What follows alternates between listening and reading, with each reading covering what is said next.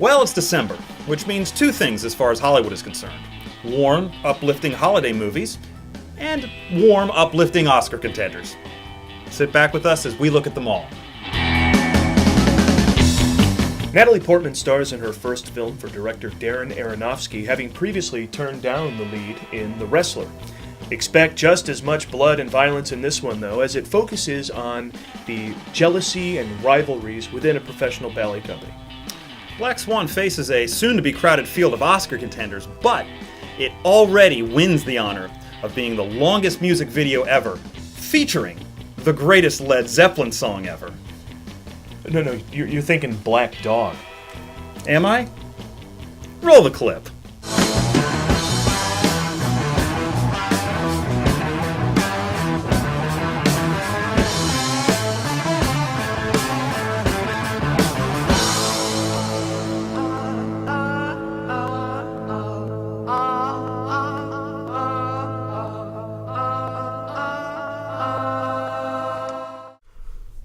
With Portman going toe-to-toe with Mila Kunis and Winona Ryder, the big question is, how hot will this film get me?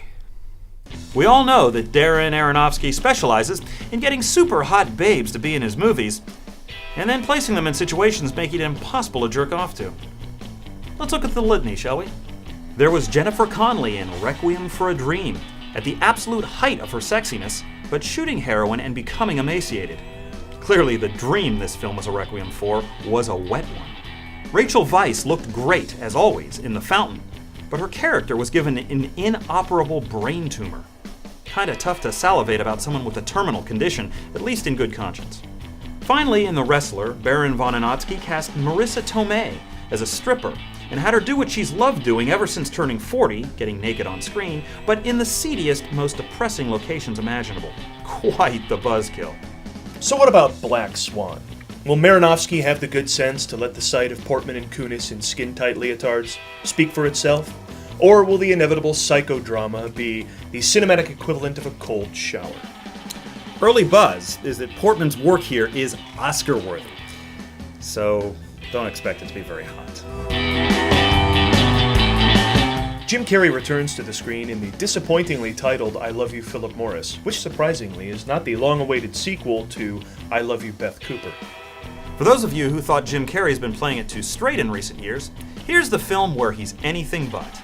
Carrey plays Steve Russell, a Texas policeman turned con artist who uses a stay in the slammer to come out of the closet as he discovers a burning and enduring love for fellow inmate Philip Morris, played by Ewan McGregor. The young men in love theme is reminiscent of Brokeback Mountain, while the prison buddy angle seems lifted from The Shawshank Redemption, all tied together with a title which for some reason I keep confusing with Thank You for Smoking. The trailers are chock full of images of the two stars kissing, thus assuring that the sexuality will be front and center. Now McGregor is an actor who's always been associated with bold choices, but this is quite a departure for Carrey, as we all remember what happened the first time he kissed a man on screen.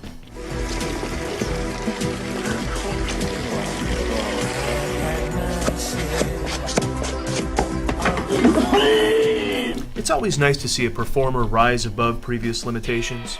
This looks like a return to the daring, subversive Jim Carrey that audiences haven't seen since The Cable Guy. The film's release date has been pushed back twice already, presumably so that it can coincide with the holiday season and give the line, "Don we now our gay apparel," an entirely new meaning. Anyway, it doesn't look like Jim Carrey will be talking with his asshole in the one film where that might be relevant. All good things. Now, it's our policy here not to spoil things for our viewers, unless we're saving you from something you've already seen before. Now, we've only caught the trailer for this movie, but even that has more than enough moments ripped off from other films. Take a look. She's never gonna be one of us. One of us! One of us! It's from Freaks. You marry me? The Graduate. Forrest Gump. The Proposal. Phineas and Ferb. Boat Trip. Garfield, A Tale of Two Kitties.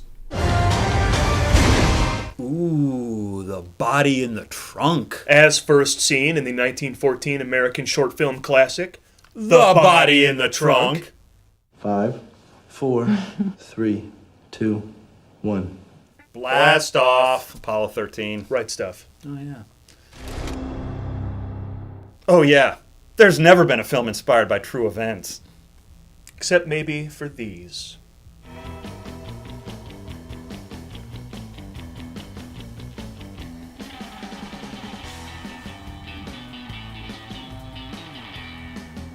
That was a good one right there. I've never seen that. You know, was that one inspired by? I guess it was. Movie guys!